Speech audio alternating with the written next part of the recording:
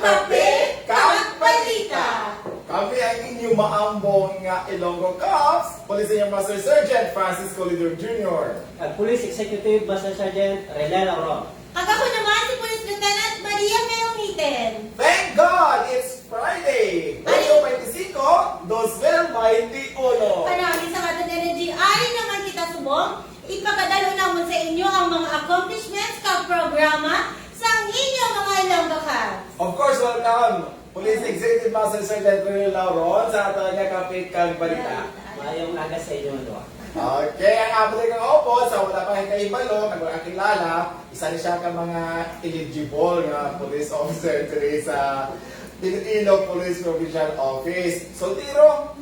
Soltiro. Ang aton man siya kaupdanan, dila sa aton nga sa Radyo Kaywayan. Oh, Ilonggo Cops on Air. siya nga aton ka verbal tussle or ka diskusyon sa aton talakay session police sa Ilonggo Cops on Air kay Martes sa simana, no? So, madamo kami pagkadalo sa inyo ng mga report, especially nga kahapon, may harap kita fiesta ni San Juan. Pero doon ay may sabuang fiesta ni San Juan, no? Kaya doon hindi press sa una. I think si Sir Lao, karelate din sa ginatawag ng fiesta ni San Juan, kaya sa ahoy. Lapit kami sa Sara. Lapit kami sa Sara. Ang fiesta sa Sara is San Juan.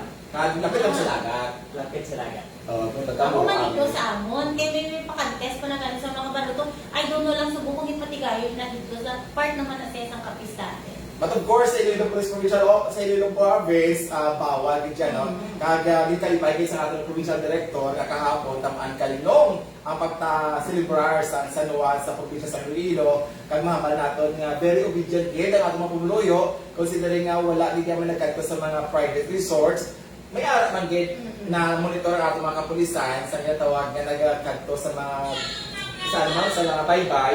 Pero natungod nga arat sila natuyo sa baybay mismo. Di ba? Kaya, of course, padayon ang ato ng pag-imakasipong sa mga border control checkpoints natin. So, kasi Laura, kaya ikaw halin sila sa Barota, kamusta man ang ato nga imagya para ito dire? Kaya dapat kasulod atong pagkanto nato di sa kampo, no? Tama katawahay ang atong dalaman. Ka-temprano pa ang atong mga force multipliers. Wow! Very good. Congratulations, Sinano. But I think very exciting na ako pakalit ko sa mga border natin malipay din ko nga kung may arat kita duwa, kung apat ka polis na nagabantay, damo-damo ang mga tanod natin kaya ng officials na nag-choice nila. So, congratulations. So, thank you so much, man, sa pagantabay ka kay Christian Elizar Simpson. Good morning, Ilonggo Cops. Kay Lentiha Junior Noy. Good morning sa inyo, ma'am and sirs. Hambay naman ni Joseph Rinel Gerante classmate. Good morning, good morning, good morning, good morning, boss. Kay Pems Lauron. Wow, good morning ko sa inyo, mga classmate Gerante. What a day! Kag mayugid na ang anak da ang isa sa inyo. Idol si Pems Lauron. Kag stay safe, guys. Kag sa pamuluyo sang Iloilo. Kag syempre, salamat man kay Mark Anthony Samson. Good morning, moms and sirs. Keep safe. Kadami nga kay... Overwhelming. Ano pa lang, umpisa pa lang sa ating programa, damo-damo na pala nag-upod sa aton dire. Ang buot sa na sila, ng ating mga sukit dire sa Kape kag Balita, gina-turn on na nila ang notification bell sa ilang mga Facebook pages or Facebook account para the moment na umpisa ang Kape kag Balita, sila yung una ang mapahipalo sila. Part na sa ilang ang daily habit. Nag-welcome nga rin natin sa France, ma'am, si Police Major Brillo sa pagbalik diri sa IPTO headquarters. Wow. Welcome, Sir Brillo, Of course, the very working man. Ginakalipay nato, no, ang pag-aabot ni Sir Brillo, mag-aapong siya sa head sa Police Strategy Management Unit sa IPPO. Pero of course, we are hoping, no, dako man nga ligasiya ang niya sa Banwas ang Concepcion. Kagkapay patani kung sino man ang ma-assign sa Concepcion, ang maparisan, at least, kung magimalabawan, maparisan ang accomplishments na ginhatag ni Police Major Brillo sa Municipal Police Station sa Concepcion. Yes. May mga may mga changes ang ating mga positioning like hopefully si Police Major Police Lieutenant Colonel Jojo Tabalo ang mag-assume na Chief of Police sa Oton, and of course si Police Major Aranio naman, Rolando Aranio Jr. Junior sa Aranio. Junior, no? Sa Aranyo, he will be taking the post of being the chief of police sa Pavia Municipal Police Station. Kaya lang tayo, lang sa France, ma'am, sa Banwa sa Concepcion, ang ako ng parinpin, si Police Lieutenant Alexander Laura. Wow, very good. That's a good. Diyan kasadyan yung makitaan ang mga movement. Sa ating mga tumuloyo, sa ating tumalanaw sa programa Kapikang Balita, regular ini siya ng mga kakatabo sa Philippine National Police nga from time to time, ginal-shuffle o may mga movements sa ating mga officers. One is for their professional advancement. Especially na si Sir Brillo will be gunning to police promotion na maging lieutenant colonel man. So kinala niya ang tawag na PO position. Wow, good luck with At that. syempre, ining suporta sa aton nga LGU, pakadto sa idalon sa mga force multiplier naton, depende man akong kaysa sa pag-how i-inspire sa mga officers nato ng ating mga force multipliers. And speaking of, kay Renz Florendo Salcedo, good morning ma'ams and sirs. Have a nice day ko no, halin sa Iloilo. Number 1 KIF ako force multiplier. Arigid sila DS sa border. Well, congratulations. Thank you so much sa inyong padayon na suporta dira. Kag syempre sa Sara Police Station, kag sa 2nd Iloilo Provincial Mobile Force Company. Thank you so much. Thank you man of course sa aton nga mga suki dyan, si Tatay Joe Totanes, dira sa Agbang Otor, of course, kaupod pa si Chris Totanes, at si May Jane, diba? Grabe May Jane, na enjoy your work from home. And of course, dira sa Liganes, kay Mama Susan Amar, kag sa mga pamilya ko dira sa Saraga, kag sa San Miguel. Thank you for watching and supportagin sa sining Kapitang Balita. Kag si Tata, si Papa, galing sa New York, always diyan nag-review sa programa natin Kapitang Balita. Kaya kabanyagan ko no, at least updated siya kung ano katapos din sa probinsya sa Iloilo. And of course, our sponsor sa aton nga kape, ang PIDMU dali sa IPPO sa pagpamula ni Police Colonel, Police Lieutenant Colonel Remy Alavares. Sir, thank you so much. And of course, PIDMU din ng Abra PPO dyan kay Lieutenant Jack ano ba yun? Pitas. Thank you so much. At syempre, yung very supportive natin from National Headquarters, si Police Brigadier General Hanes Palma. Sir, thank you so much po. Yeah, no, kag sa sumbungan na umpisa na nato ng mga balita nga amo na tipon para sa sumbong nga aga. Umpisa nato Sir Renel. Congratulations no sa Barotac BOI MPS sa pagdakop kay Peter Jan Gonzales Maprangal sa isa ini kabaybas operation na ginapamunuan ni Police Major Ken Albert Lepsha. Congratulations sa Barotac BOI. Wow, what an accomplishment.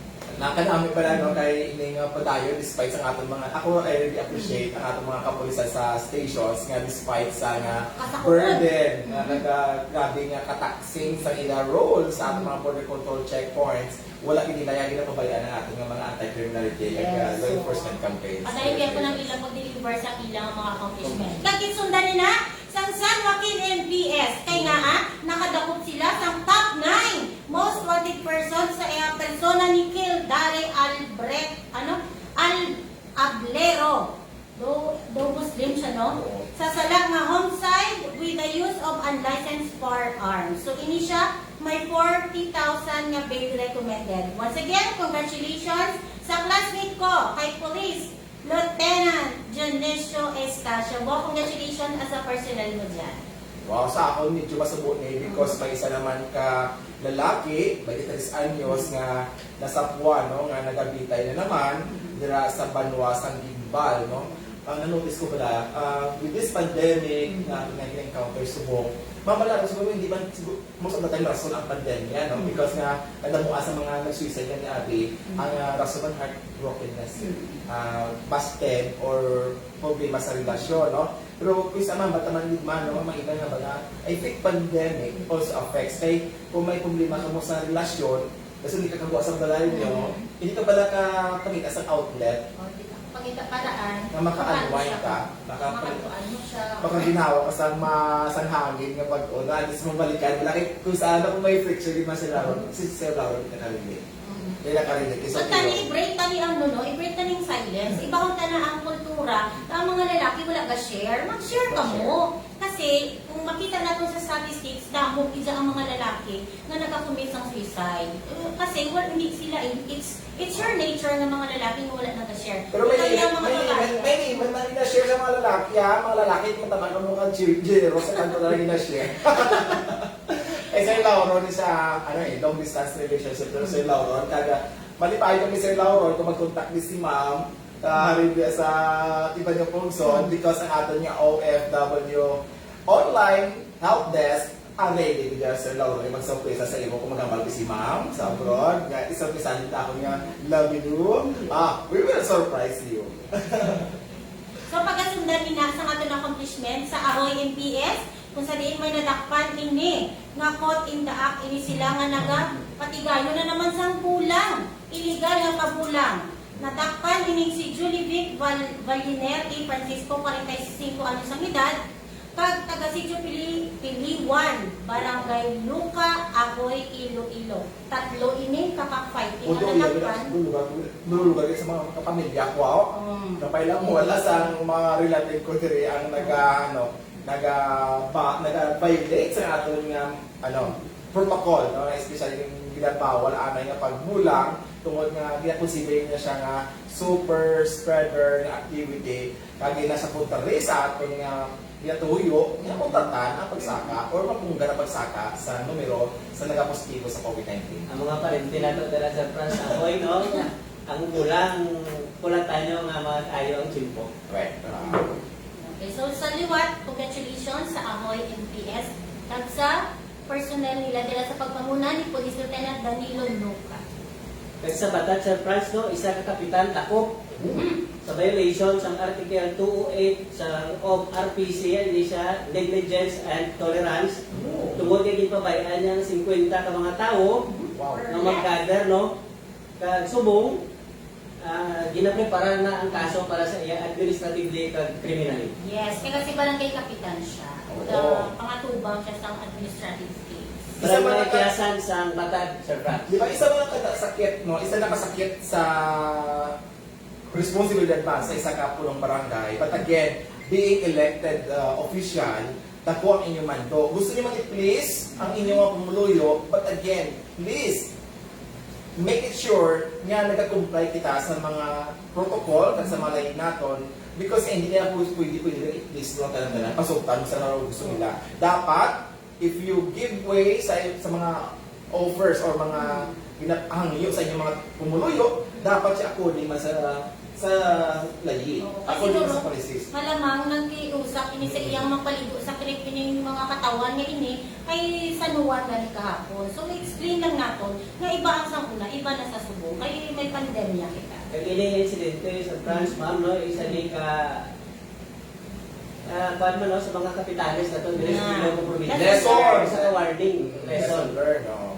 Kaya ang mga napatutukan sa ating provincial director ni Police Colonel Gilbert Guerrero, pero niya gay no do mambalata siguro duguban ang plaka atong provincial director sa iyang mga interviews sa mga mainstream media kaya sa ato man mga palayag. Pero hindi na sulit nga ang mga kapitanes, ang mga lideres sa mga barangay, even ang mga tanod, kamo ang amo nga partner sa pagpatuman sa sining mando sa mga protocol na tungkol kita sa natawag na MECQ or Modified Enhanced Community Quarantine. Kaya at the same time, may harap pa, effective pa ang executive order sa ato ng governor na nagabawal sa sining mga gathering. No? Again, luwas sa gathering, nabagay sa ato ng provincial governor na suspended anay ang mga recreational facilities at tourism establishments para man nga malitawan nato. Gusto na natin nga matapos ini nga pandemya, please support kita. Yes. So, sige, yung sundan na sa Kalinog MPS, may nadakpan nga isa ka DI listed nga most wanted person sa national level. So, congratulations diri sa Kalinog MPS. Amo ini si Jairos John Napoles alias Tata Kumpol. Damo-damo ni sa Sir Kaso. May mga kaso ini siya nga parehas ang forcible abduction with rape and theft. Kakadamo pagid in short may mga kaso siya nga may bail, may ara siya kaso nga wala bail, pero in short hindi siya kagawa. In short, Yeah. huwag gani nga klase kriminal, no, kapresura. Ang dapat yun, nga hindi siya dapat nga makabuwak sa prisuhan, no. Kaya sa ato mga pumuluyo, ang mga pero ginabalik natin din nga in advisory, nga dapat kita magiging, aligmaton, mag-aligmat ka sa mga tao, na-track na puyo din sa ating mga barangay, sa mga subdivisions, may bago nga okupatira, i-feedback nyo sa ating mga police para ma-check ba ng ilang ang mga track record nila o mga record nila. Kaya base pala mga din sa iba nga lugar. Yeah. So, pag inang duka duda ah. Mm-hmm. So, sa liwat, congratulations sa joint element sa Kalinog, MPS, kag CIDJ Laguna, PFU, amo ni siya ang lead unit. Congratulations once again. Yes, sir, may harap ka na.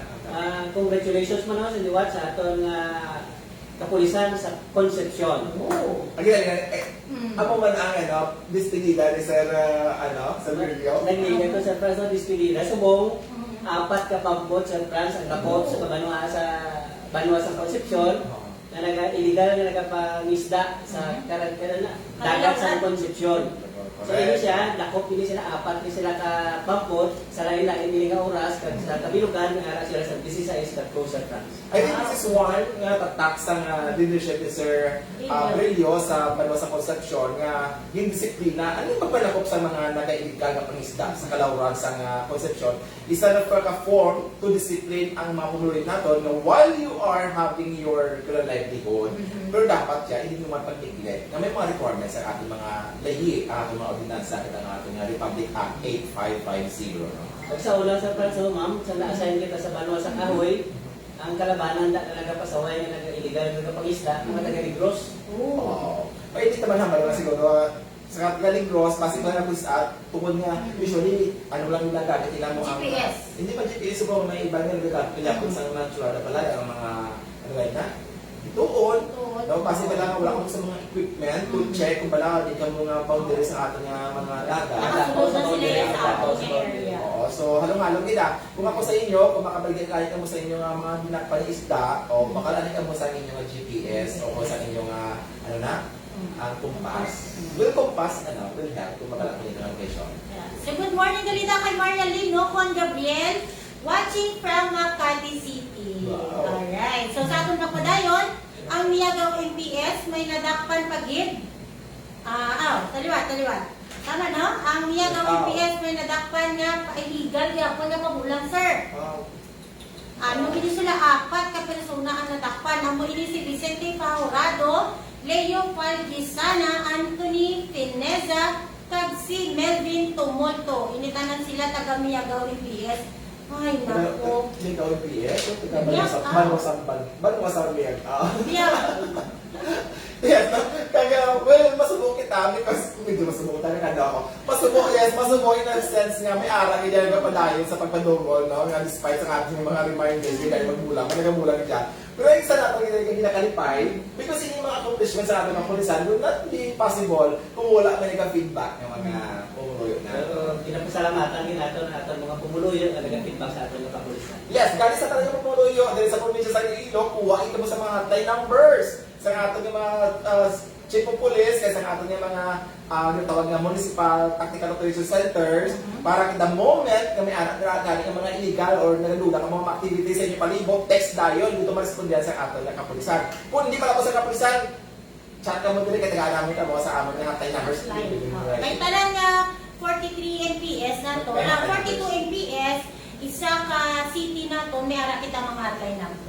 So, Nag-discuss sa mga bukid pa may ara kita nga mobile force companies, may mga platoon kita nga nasa sa mga kamukira nga pwede mong talasa sa inyong mga nagapadayon nga doon, hindi mapunggan ang katol sa pamulang. yeah. So once again, congratulations sa Miyagaw MPS kag sa ilang personal nila sa pagpanguna ni Police Captain Marvin Benavista. Walang ni siya pero grabe hataw dayon. So ginsundan pa gid sa Kalimujan MPS, may ara sila nga natakpan, isa ka bypass operation naman. Ini kay Sandy Salde Aliesa, 47 anyos ang edad, nga taga Barangay Poblasyon Alimujan, MPS. Once again, kay Sir Dela, sa pagpanguna, sang PDEA RCS RO6, Gerald Sangwesa, kag ni Sir Police Major Julian Domingo. Congratulations, sir.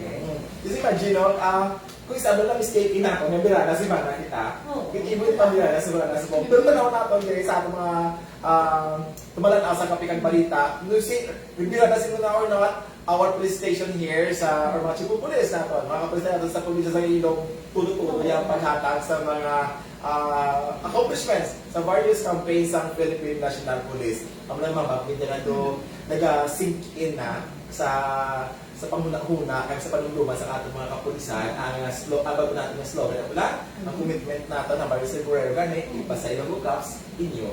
Basantigan. Okay, sa katapusan na accomplishment, iya sa distansya NPS, may nadapa naman nga top 6. Ini si Nordal Lizod E. Torres. Sa iya, ano ni siya? 8353 o Republic Act 8353 o kung rape, wala ni sang bail nga ging recommend para sa iya. Good lang, no? Kay kakatol niya pala. So, joint operation ini sa sang CIDG Iloilo, kag sang RMFB6, kag syempre sang Istansya NPS. Once again, congratulations! Kaya ipanawagan na pong dira, iba't mga wanted persons, ang kamalo ka mong may kamawaran ito marisign kung mga palagyo, at magsungka na kamo. Kag of course, ginalayan mo na ito, no? Damo sa mga nag-surrender ng mga loose firearms, nalili ka may nagdaw. Kag padayon ang aming panawagan, padayon kita sa pag-welcome sa ating mga kultura na naginahupot nga loose firearms, armas luthang na wala sa nakakaigot ng lisensya, pwede nyo din na i-surrender sa ating mga police stations or kung kaplano ka mga irin yung pang lisensya, pwede nyo na ma-deposit sa inyong mga police station samtang nila-proseso ninyo ang inyong LTAP. Kaya malipayin kita sa buong because nga nakita natin wala ang inyong ating information drive, ang inyong ating nga pag tinuha nga mapalabot sa akong pumulo yung inyong mga advisories natin. Dahil impact man. Kita natin, Iloilo province I think is one of the most peaceful and orderly provinces in the country. Kag sa paagi sa inyong balita sa France ma'am, no, balan sa atong pumuluyo dito sa probinsya sa Iloilo ang ilang mga pulis na nag-aobra din. Yes, and very inspired man kita ng mga ilang cuts because ang leadership, very good na leadership sa atong Provincial Director nga si Police Colonel Gilbert T. Guerrero. O gani ko siya gani way na kapahuway sa pagmonitor at sa pag-mentor sa ating mga chief of police, ay importante din man ang ating mga chief of police while they have age and may mga experience sila, lain pagin ko ma-mentor sila sa season pagin nga strategist at the same time of the information officer kaya PCR man today. So what I mean si Sir Guerrero, our provincial director, I think Iloilo Province is so proud and very lucky to have a very packaged, no, well-packaged nga leader, no, nga mag-mentor sa mga young officers diri sa probinsya sa Iloilo. At syempre, may paapas pagiging pag-meetings, ini si Lentera Jr. Noy. Ang bala ko, no, ay shout out na to, nining Chief Intel sa diri sa Iloilo City na siya. Si Police Major Rene Obregon. Police Lieutenant Colonel na. Police Lieutenant Colonel na siya. Yes, Wow, Police yes. Lieutenant. Kag si Police Lieutenant Vince Alcubet, classmate ko ni sa Sir Lenteja. Kag si SPO for Cesar Penuela. Ang muna siya congratulate ni Chief PNP. At syempre sa ilang OIC City Director na si Police Colonel Alderico Garbanzo. Sir, my idol. Yes, Iloilo Province, Iloilo City, pwede ka maka-onboard din sa Amon Permi. Kaya of course, kita panawagan mga ton, ang iba ng probinsya, kung gusto niyo palang po din sa Amon ang inyong mga accomplishments, i-PM nyo lang kami, para ma-recognize man natin. Yes, well, open kami niya, open. Kaya nga itong directive to UAB is to also, not only to recognize our police who are doing well, but also, mapapagdalo natin sa ating mga pumuluyo na we are here. We are really doing our best to serve you better. Kagbabalaan man sa atong pumuluyo sa Franso kung ano ang nagtratabo sa ibang probinsya. Correct. Gusto-gusto rin naman nila. No? Antique, sa mga fans natin sa Antique, Aklan, Guimaras, Negros, Bacolod, of course, Iloilo City, permanently on board. Hindi lang greetings ang isa nyo sa amon, sa inyo pagkakit sa inyong accomplishments. Para mabala natin, makitaan niya sa ating pumuluyo, nga hindi lamang Ilonggo Cups, but the whole Region 6 nga mga police are really doing their best to make this region a safer place to live, work, and do business in. Yes, doon ka namin na siya kay provision, sir. Ang muna nga lahat, unahon natin syempre, ang Iloilo PPO, tapos kay Iloilo City naman, kay Antique, kay Aklan, kay Capiz. Sige, please, we will do that. I-send you sa amon ninyo accomplishments. I-recognize naman ka mo. Kaya nagabantay sa sila nga programa, ma'am, sir, hindi malang taga Iloilo, no? Yes, Kasi ma'am. bisan sa iban na kungsod may nagabantay sa inyong programa. Gaya sa liwat, ang mga OFW natin dira, palalabi Sir Lauro especially, kung gusto mo ipa-surprise sa inyong mga pamilya dire, PM nyo lang kami. Pasi-birthday sa inyong mga relative, na problema ka mo kung paano sila maka-order sa cake, kay tuod nga may mga travel passes. Kami bahala. Balat sa amon yung provincial director, ni Police Colonel Gilbert Guerrero, ang amon 43 ka mga police stations, ready niya mag-servisyo sa ating mga OFW. Grabe ko dyan, no? Actually, just hapon, may nag-PM sa akon, isa na siya ko FW, kay nag-order siya sa bugas, galing dito na yung parts ng kapit. So, ging-facilitate lang natin kung sabihin siya magreklamo ka kung sino ang iya nga pag-akontakon to. Pero na-notice na ako mula, tungkol yung gabi, ang wide, ang rich sa sining ating programa, kapag balita, ang nag-PM sa atin, hindi ito kayo tilo, no? O, may mga reklamo, actually may mga reklamo, wala sa mga reklamo, from other part of the country, sabi nila, yan, national kita. Patagyan din para sa akin, yung mga nag-abot yung mga complaints. All we can do is to facilitate paghatag sa contact numbers sa nagkaigo ng police station sa inyong lugar. And because we have also the contact list, no? Sa mga police station from other parts of the country. So that's what we can do. But kung din sa province sa Iloilo, we will really personally cater your complaints or your request, no? Kag amo na ang mando sa among provincial director kaya dapat din natin itagaan importansya man. Ini mo tuloy natin. Kasi syempre, ang ato ng FW. Yes, so grabe no, ang grabe sacrifices nila because sa Subong ko kalimitado sila pag-uli because of the pandemic man. Nagkagasto na mga pag-uli sila. So yan to ang mga balita, ang impormasyon nga mo na tipon para Subong nga aga. Sa liwat talipay, igkamin sa inyong padayon nga suporta para makamatian ang aton nga programa kag mapaabot kung ano ang mga accomplishments kag programa sa inyo, mga Ilonggo ka. Patayo na lang ang pagsuporta sa sining The New Bigits ng Police Regional Office 6, ang hatduo sa IPPO, ang Kape Kag Balita. Again, kami ang inyong mga Ilonggo Cops, Police Senior Master Sergeant Francis Colido Jr. Police Chief Executive Master Sergeant Rene Lauron. Kag ako naman si Police Lieutenant Maria P. Omiten. Inyo, Mas Saligan.